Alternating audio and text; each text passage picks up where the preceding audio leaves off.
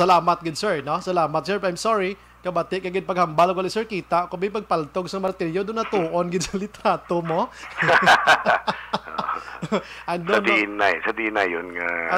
Ato sa mga arko-arko do mga arko type to blasino do inyo gito tanan pasunod mo. Yes. Sa City Heights. Sa Kuling. Do didto to nga portion ano. Sir, anyways, nanawag ba lang kami daw sa inyo kay kabalo kita una ining mga posters nyo hindi niya libre ano, ginagastuhan ini. Alangan si printing press da manghihambal siya nga putian free ka mo tanan pobra ka mo di syempre may bayad gini no halin sa inyo sining bulsa. Sir, una anong nangin reaction nyo sang padayon nga pagpangaka sa inyong mga posters although according to them may violations gid man bala? Well, I think no kung sa regarding sa violation do mo lang tong ang questionable kag of course you have to check the technicality and validity of the action of sang legal office or ang nagpahaka sa tubla mga katapo sang City Hall. Kung may valid reason sila by all means. Pero ang ato yung sa nabalaan ko ang sa City Heights ang homeowners to yung nagpatakod. Amutong grabe no? Homeowners ang nagpatakod. So there's a majority decision from the officers and probably from the people who resides in City Heights, no? Well, but of course hindi man natananda mga supporters ang Asenso Bacolod, so na-given man naguro nga reality sa City Heights. Pero the mere fact nga ang nagpatakod kag naglisensya magtakod siguro postering namon team sa Asenso Bacolod kag may consent kag may ilang majority decision. Kaya otherwise hindi man kami ang in behalf of the team, no, hindi mo I firmly believe nga hindi man kami magtakod just like that katabunan mo dabi ang City Heights nga entrance nga kung wala sang kasultanan sa mga nagapuyo dira. Do ka bastos man sinaguro. So the mere fact nga natakod na to meaning may consent na sang mga residente.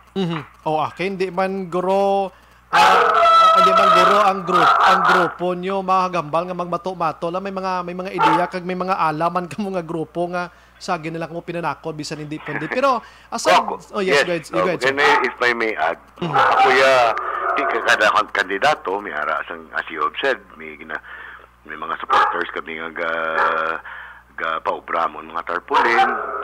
Ako like for sa akon mga parente ko mga tiya ko sining sa paubran sa mga tarpaulin. That's why lain-lain nga yung tsura sa tarpaulin ko hindi lang yung uniform. Hindi mga amot malang na sa mga supporters no, family and friends. So ang instruction ko kita sa mga supporters kung gatakod whether mga leaders namon abing mga volunteers sa Asenso Bacolod nga that's why kung makita mo nga ako na yung Patrick Lacson tarpaulin sa mga balay lang ina. At the very least sa Tiangge. In fact, ginahambalan ko gani yung mga sari-sari store owners. Yung kisa ganahambalan kong postering team ko nga mangkutan nyo gidanay kiti basi karon ng pulahan di na magbakal beer o kung sigarilyo sila Tiangge kung may putian.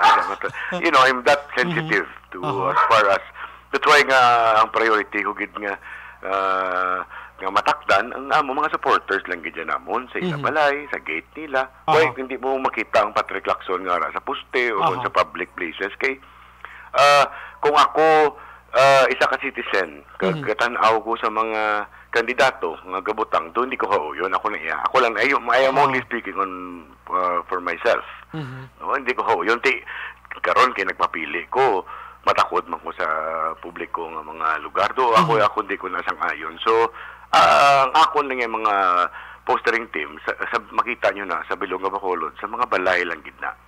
Okay. Kag sa private ng mga lugar. Ang ginapanag-iyahan sang pribado ng mga tao kag dila na iyang kung gusto nila kung masugot sila magtakod sa akong poster tingnan pasalamatan kung hindi okay lang respeto ko na kag way ko plano magbinastos.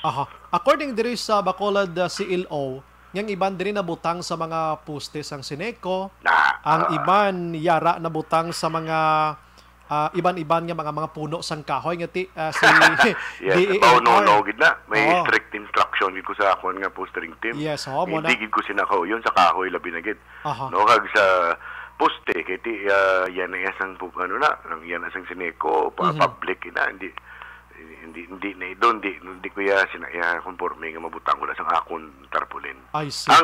But in fairness to my teammates nga makita mo man ang iban nga ara sa poste ko basi siguro ang ila lang na yung mga supporters yan nagbutang bala on their sa ila yung excitement man sa ila kandidato pero hindi ko ya maka-confirm on air nga sila ang kasugo kung patakod sa poste. Sa ako grabe ko ka meticuloso sa mga mo sinang bagay nga may strict gid ko yung instruction maskin sa mga supporters ginaayo gid nga palihog lang hindi na sa publiko nga lugar hindi sa kahoy hindi ko gusto sina. Yes, kabay pang imo sir nga ay mo sa ding disiplina sa imo mga panakod poster mangi ma-address sa kabugusan yung nga grupo bla kay base may iban pagidman nga ara abi hindi aware sa amo sa ding situation nga bawal ini siya no.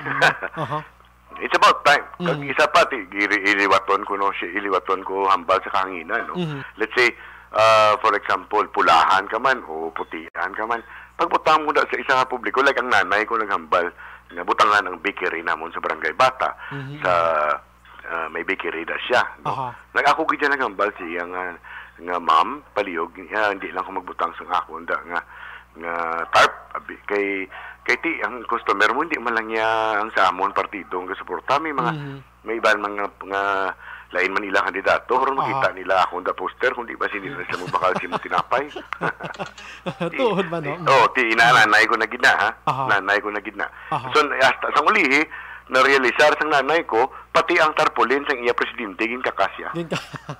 Kaya ti karon ang kung lini to gin butang mo ang BBM niya to karon mo bakal tinapay. So that's why we have to be sensitive with these things. You know, and dini nga mga bagay diretso ni sang pumuluyo. So for me ang purpose ni sang mga posters is just to let the people know that you are running, that you have the intention to serve, and it's no more than that. Yung pinahala na lang ni pinarakanay, ako ya personally nahigkuan ko magtanaw.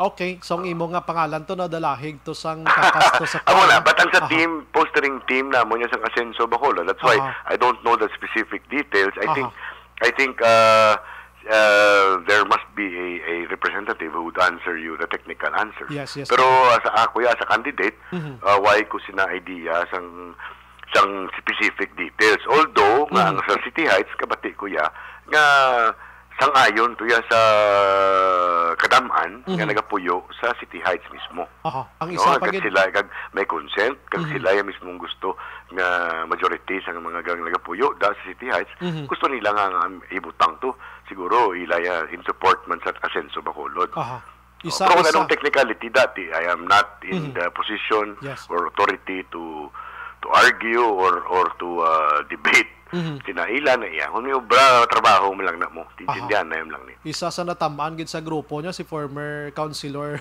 Cesar Distrito ang iya nga sa pagadlagko nga mga posters niya pero gulo gagmay man lang iya ganisa sa ila sa grupo manda sang pulahan nga I think ang mga supporters ni Sangamon Vice Mayoralty candidate kasi attorney Cesar Distrito I think damo sa mga supporters niya no nga nakaistorya ko over coffee kag sa mga pocket meetings nakaistorya nga dong iya ko no do grabe ka init sing ilang nga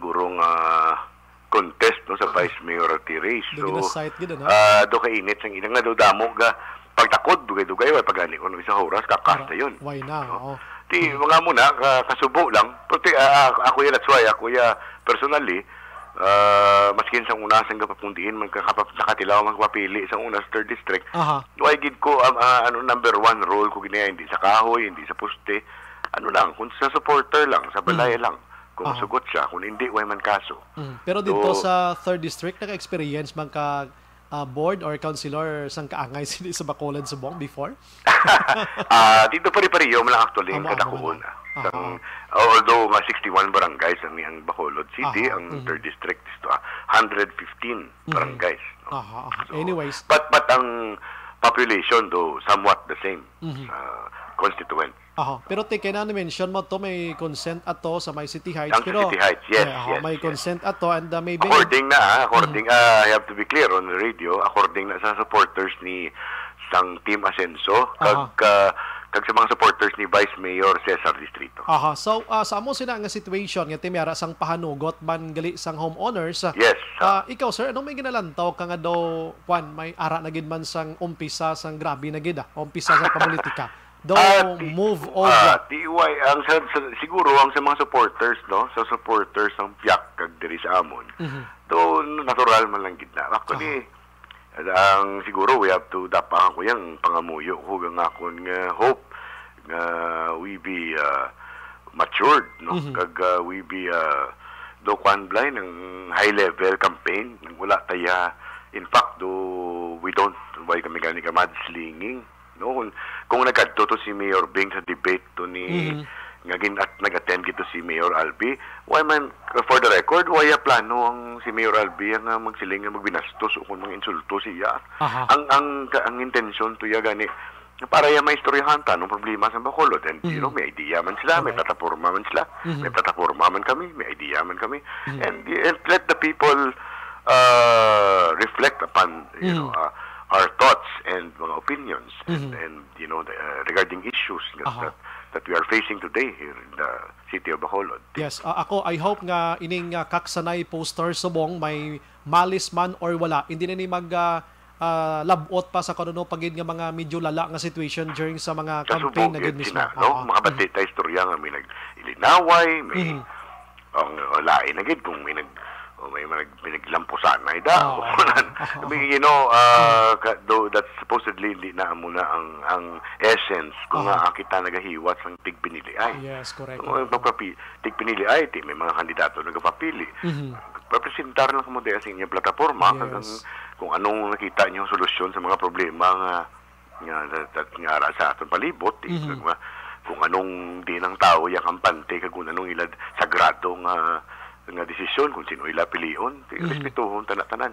Yes, correct gid. Anyways, na-explican na okay na gid man may ara man sang kaugalingon nga mga kwan side of explanation si CLO kag sa part niyo, at least nabatian taban sa waging sa do kasubo lang nga permita lang basahan sa social media si normal na yang social media balo naman. Hindi nakita sa news mismo si Puti Anto pinangakas naman kayo violation na naman. Kita ko man way man ko ga-react. Mo na lang sitwasyon. So talk of the town dayon diri sa syudad sa Bacolod. Anyways, salamat sa time sir sa episode tonight. Mabuhay kita tanan sir. God bless. Salamat sir. Yes sir. Action firing